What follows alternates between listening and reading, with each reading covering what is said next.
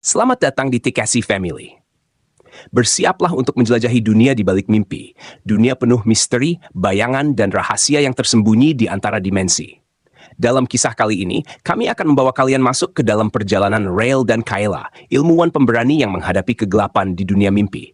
Apakah mereka bisa kembali atau akan terperangkap selamanya? Mari kita mulai cerita ini. Keringat dingin mengalir di pelipis Kayla saat ia melangkah memasuki lorong tak berujung dalam mimpinya. Dinding lorong itu berkilauan, memancarkan cahaya dalam pola-pola aneh, seolah-olah permukaannya hidup dan berdenyut. Di kejauhan, terdengar dengungan rendah, seperti nyanyian halus yang merambat melalui udara. Ini adalah Malarka, percobaan pertama komunikasi antar mimpi. Kayla, bisakah kau mendengarku? Suara itu bergema dalam pikirannya. Suara Rael, pemimpin eksperimen dan seorang ilmuwan terkenal di Malarka. Kayla mencoba membalas, tapi di dalam mimpi tak ada mulut untuk berbicara, tak ada lidah untuk mengucapkan kata-kata. Yang ada hanyalah gelombang pikiran dan getaran perasaan yang dikirim melalui wajah dan pikirannya, seperti yang telah ia latih berbulan-bulan. Ya, aku mendengarmu. Sinyal itu berhasil sampai. Di dalam ruang kontrol Institut Malarka, Rael mengheras lega. Setelah sekian lama percobaan yang gagal, akhirnya pesan pertama berhasil terkirim di dalam mimpi. Melalui layar yang menunjukkan pola sinyal Iliara, ia bisa melihat bahwa Kayla berusaha mengirim sinyal lainnya. Apa yang kau lihat di sana, Kayla? Kayla memejamkan mata, lalu membukanya kembali, memperdalam penglihatannya dalam dunia mimpi itu. Lorong bercahaya kini berubah menjadi taman terbuka. Pohon-pohon aneh menjulang di sekelilingnya, namun pohon itu tak memiliki daun. Hanya cabang-cabang memutar yang tampak seolah-olah hidup dan mengikuti denyut mimpi. Ya, sebuah taman, tapi berbeda. Seperti dunia yang hidup, tapi juga tak bernyawa. Balasnya melalui Iliara, sinyal yang dikirim dalam bentuk emosi dan pola. Rael menerima sinyalnya, tetapi tiba-tiba di tengah taman mimpi itu, sebuah sosok muncul. Seorang pria tinggi dengan wajah pucat, hampir transparan, berdiri di sana. Siluetnya seperti bayangan dari dunia lain, nak nyata, namun juga seolah tak benar-benar ada. Ketika pria itu membuka mulutnya, tak ada suara yang terdengar. Hanya getaran halus yang terasa hingga ke relung mimpi Kayla. Siapa kau? Kayla mencoba berkomunikasi dalam bahasa Iliara, namun entitas itu hanya menatapnya, lalu menggerakkan tangannya pelan.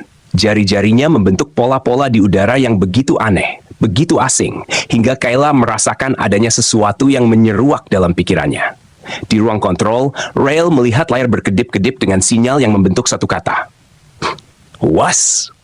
Kayla merasa terpanggil, seolah ada hal penting yang harus ia mengerti. Perlahan ia mengulurkan tangan ke arah sosok tersebut, mencoba menyentuh, mencoba merasakan apakah pria itu nyata atau hanya ilusi mimpi. Namun begitu, jari-jarinya hampir menyentuh, taman di sekelilingnya mulai bergetar. Pohon-pohon tanpa daun itu tampak bergerak liar, membentuk pusaran yang menggulung segalanya. Di ruang kontrol, Rael menyaksikan layar sensor yang tiba-tiba kacau. Pola pikiran Kayla berubah drastis, menampilkan sinyal-sinyal asing yang tak sesuai dengan data normal seorang pemimpi. Ada entitas lain yang terhubung dengan mimpinya. Kita harus menghentikan eksperimen ini, seru seorang teknisi, panik. Ada sesuatu yang masuk ke dalam jaringan mimpi kita. Rael menekan tombol darurat untuk menghentikan percobaan, tetapi perangkat Iliara tak didesain untuk memutuskan koneksi mendadak dalam keadaan mimpi sadar. Kayla tetap terjebak di dalamnya. Di dunia mimpi, lorong yang tadi seolah-olah memutar kembali muncul, namun kali ini dinding-dindingnya memancarkan simbol-simbol. Kata-kata dari bahasa Iliara muncul satu persatu di sepanjang dinding. Batas dunia kalian telah menyentuh kami. Suara Rael kembali terdengar dalam kepala Kayla, namun kali ini samar, seolah-olah berasal dari jauh. Kayla, kami mencoba menarikmu keluar, tapi ada interferensi. Kau harus menemukan jalan kembali. Kayla merasakan detak jantungnya makin cepat. Namun sebelum ia bisa bereaksi, sosok lain muncul di ujung lorong. Sosok yang tak asing, tapi membuat darahnya membeku. Sosok itu adalah dirinya sendiri, namun dengan wajah dingin dan senyum yang tak wajar, seperti boneka tanpa jiwa. Sosok itu mengulurkan tangan, mencoba menyentuh Kayla. Siapa kau? Kayla berusaha bertanya, namun dalam hati ia merasa sudah tahu jawabannya. Sosok itu tidak menjawab dengan kata-kata, tapi mengirimkan getaran dalam Iliara, pesan terakhir yang terasa seperti jeritan tanpa suara. Aku adalah bayanganmu di sini, dan aku takkan membiarkanmu kembali. Tiba-tiba lorong itu mulai runtuh. Dinding-dindingnya bergulung seperti gelombang, menciptakan pusaran yang semakin besar, menyeret Kayla masuk. Ia merasa tubuhnya jatuh melayang, terus terisap ke dalam mimpi tanpa ujung. Di ruang kontrol, Rael melihat tanda-tanda vital Kayla melemah. Sinyal-sinyalnya kini kacau, hanya menyisakan satu kata terakhir yang terbaca di layar. Berapa bulan setelah kejadian itu, Institut Malarka menutup semua eksperimen mimpi sadar. Berita tentang hilangnya Kayla hanya menjadi desas-desus karena Malarka menyatakan bahwa percobaan tersebut hanyalah kegagalan teknologi. Namun bagi Rael dan beberapa ilmuwan yang terlibat, kenangan tentang Kayla yang masih terperangkap di dimensi mimpi itu terus menghantui mereka. Setiap kali Rael tertidur, ada sensasi aneh di balik mimpinya. Seperti ada yang mengamati dari bayangan, sebuah sosok yang menunggu dalam diam, menunggu waktu yang tepat untuk muncul kembali. Di dalam hatinya, Rael menyadari bahwa mereka telah melangkah terlalu jauh, membuka pintu ke dunia yang seharusnya tak disentuh. Kini ia tahu, di dimensi mimpi ada batas-batas yang tak boleh dilanggar, dan bayangan dari dunia lain mungkin selalu mengintai, hanya menunggu seseorang lagi untuk tersesat dalam jaringannya. Setelah penutupan eksperimen di Institut Malarka, Rael merasa bahwa hidupnya telah kembali ke rutinitas semula. Namun, ia tidak bisa menghilangkan rasa bersalah dan ketakutan yang menggerogoti pikirannya. Di tengah malam, ia sering terbangun dengan keringat dingin, seolah mendengar suara Kayla memanggil namanya dari dalam mimpinya. Suara itu semakin kuat setiap malam, dan meskipun ia berusaha keras mengabaikannya, pada akhirnya Rael tak bisa lagi menahan diri untuk mengikuti panggilan tersebut. Suatu malam, Rael memutuskan untuk kembali ke laboratorium. Ia adalah kepala proyek, dan meskipun eksperimen ditutup, ia masih memiliki akses ke semua perangkat dan data penelitian.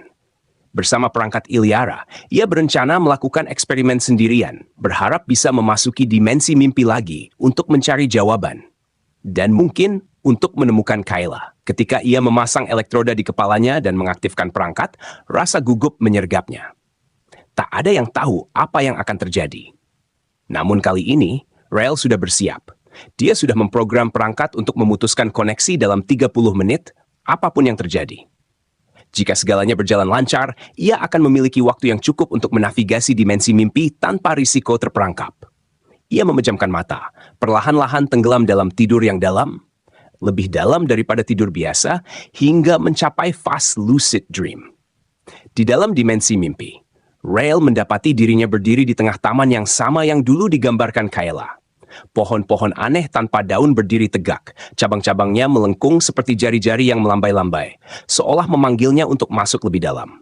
Hawa dingin menusuk kulitnya, dan meskipun ia tahu ini hanya mimpi, perasaan ngeri tetap mencekam. Kayla? Rael memanggil. Suaranya terdengar seperti gema yang tak berujung, memantul di dinding-dinding imajiner yang tak terlihat. Tak ada jawaban. Namun dari kejauhan, ia melihat bayangan. Bayangan itu bergerak pelan, seolah-olah sedang mengintai. Rael mencoba mendekat, tapi setiap langkah yang ia ambil terasa berat, seperti melangkah melalui lumpur. Saat ia semakin mendekat, ia menyadari bahwa bayangan itu bukanlah Kayla, melainkan sosok dirinya sendiri, seperti yang Kayla ceritakan sebelum ia terperangkap. Bayangan Rael menatapnya dengan senyum dingin, dan dalam sekejap mata, bayangan itu berubah, menciptakan sosok-sosok lain di sekelilingnya. Kayla, teknisi di Malarka, dan wajah-wajah tak dikenal lain yang seolah tersedot ke dalam dimensi mimpi ini. Salah satu dari mereka mendekat. Itu adalah Kayla. Tapi matanya kosong, seperti boneka yang kehilangan jiwanya. Rael, suara Kayla terdengar, namun nadanya datar, tanpa emosi. Kayla?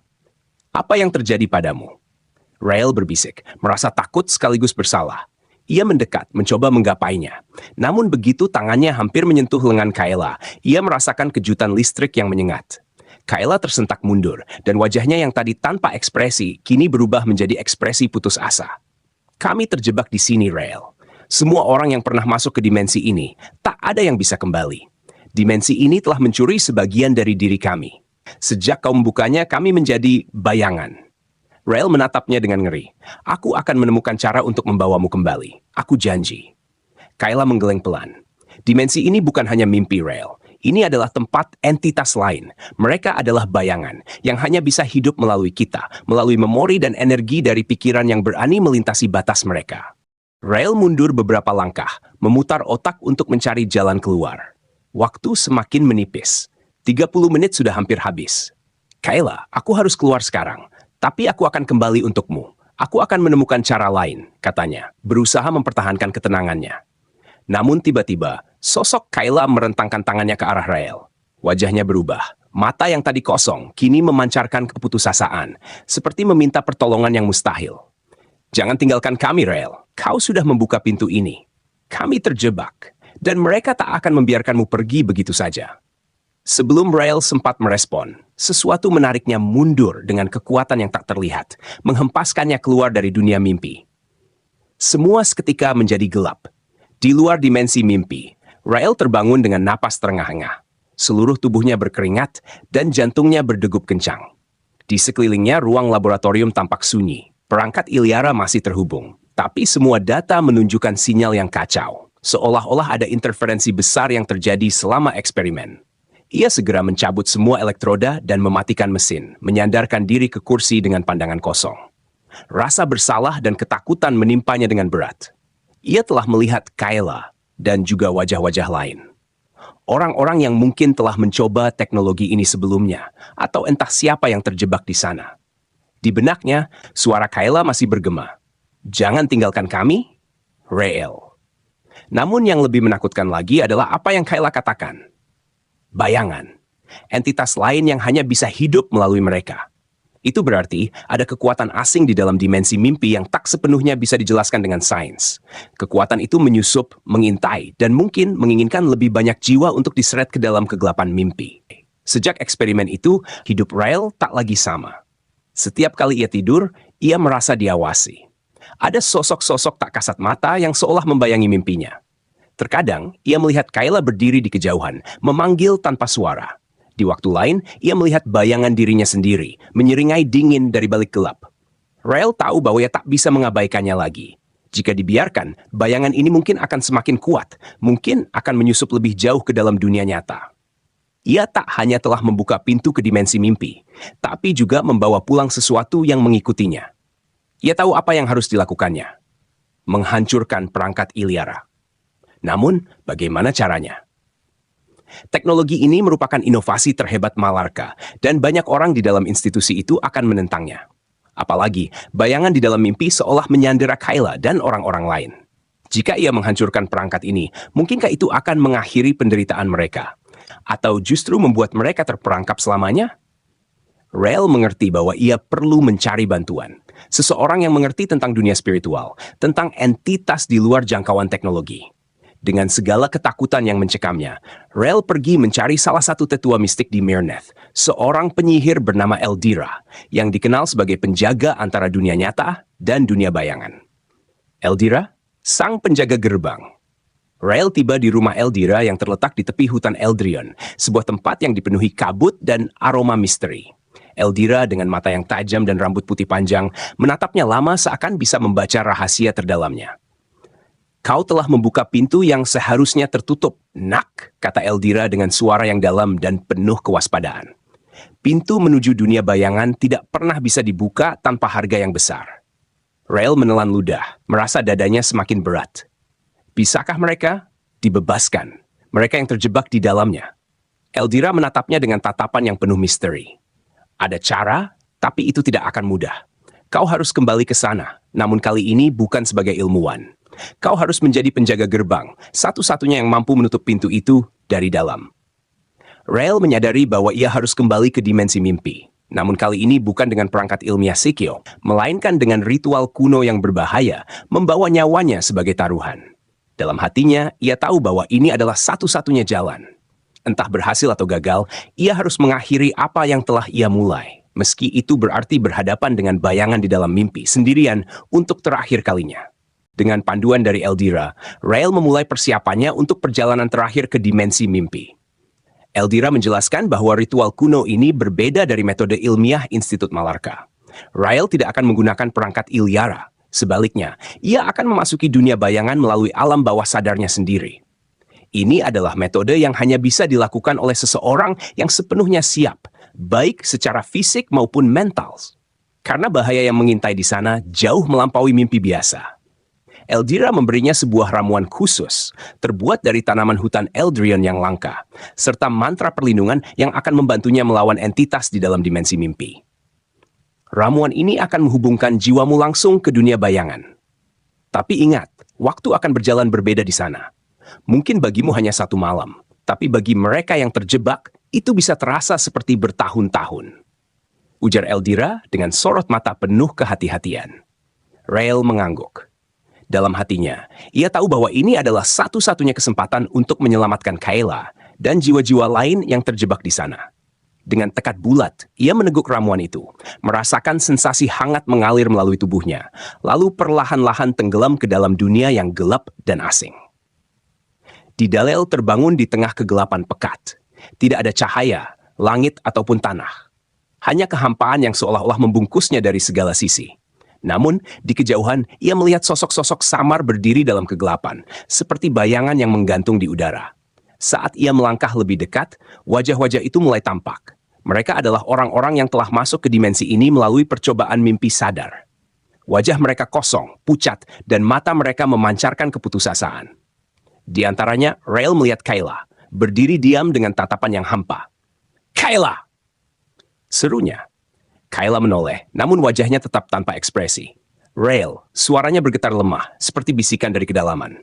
"Kau seharusnya tidak kembali. Dunia ini bukan untuk manusia." Rael merasakan rasa takut yang sangat mendalam, tapi ia berusaha menahannya. "Aku datang untuk membebaskanmu. Aku datang untuk menutup pintu ini selamanya." Kayla menggelengkan kepala, wajahnya berubah menjadi cemas. "Tidak semudah itu, Rael. Mereka akan melawan. Mereka membutuhkan kita. Mereka adalah bayangan. Entitas tanpa bentuk, dan hanya bisa eksis dengan mencuri ingatan dan energi dari para pemimpi. Semakin lama kita di sini, semakin kuat mereka." Rael tersadar bahwa dia sedang dikelilingi. Bayangan-bayangan mulai bergerak mendekat, mengitari dia dan Kayla, dan setiap langkah mereka menimbulkan tekanan yang semakin berat di tubuh Rael. Energi mereka terasa dingin, dan setiap kali mereka mendekat, ia merasa sebagian dari dirinya terserap seakan-akan tubuhnya menguap perlahan-lahan. "Aku harus menutup pintu ini sekarang," Rael berseru, dan segera merapal mantra perlindungan yang diberikan Eldira. Cahaya lembut mulai menyelimuti dirinya dan Kayla, menghalau bayangan yang mencoba merangsek masuk. Tiba-tiba, dari dalam kegelapan, muncul sosok besar dan mengerikan, berbeda dari bayangan-bayangan lainnya. Sosok itu adalah inti dari dimensi ini, entitas utama yang menguasai dunia bayangan. Tubuhnya kabur, hampir seperti asap, namun matanya menyala merah dengan keinginan yang haus. Rael merasa bahwa ini adalah bayangan agung, penguasa dimensi mimpi yang telah menyerap jiwa-jiwa tak terhitung jumlahnya. "Manusia," suara bayangan agung itu bergema seperti guru, dalam dan penuh kebencian.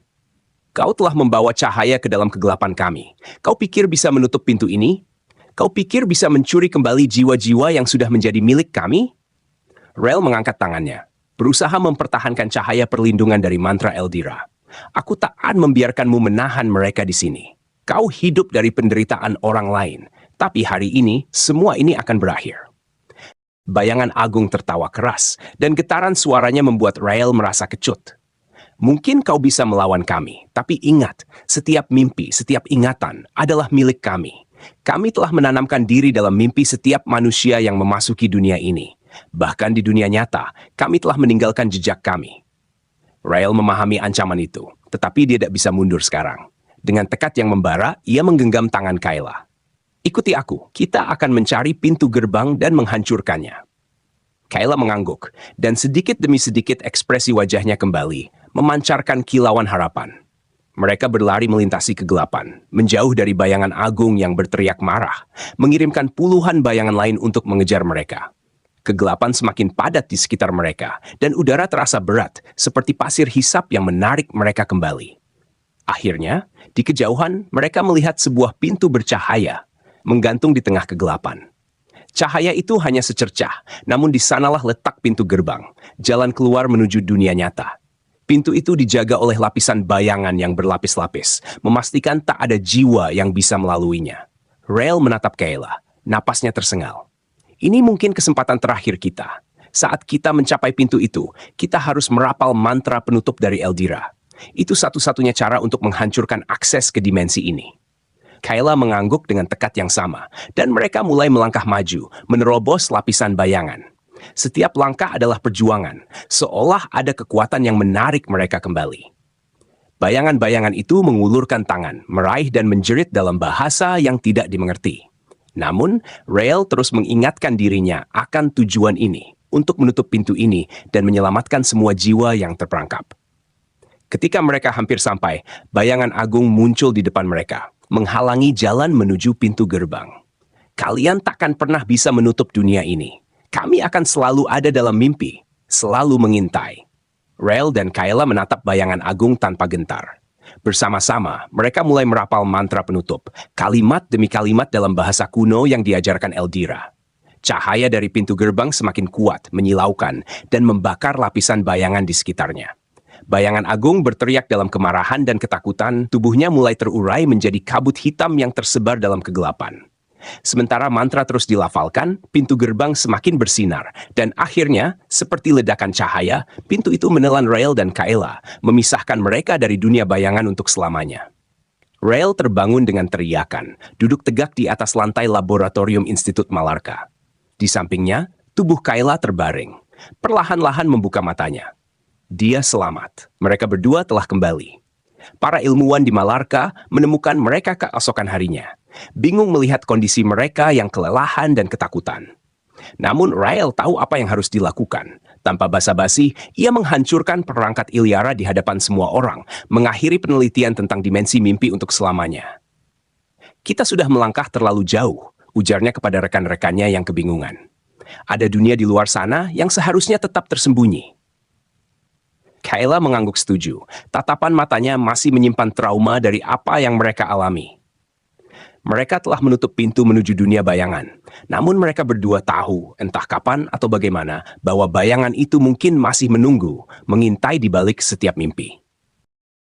Dan itulah akhir dari perjalanan Rael dan Kayla. Sebuah kisah tentang keberanian, pengorbanan, dan dunia misterius di balik mimpi. Terima kasih telah mengikuti cerita ini bersama kami, TKC Family.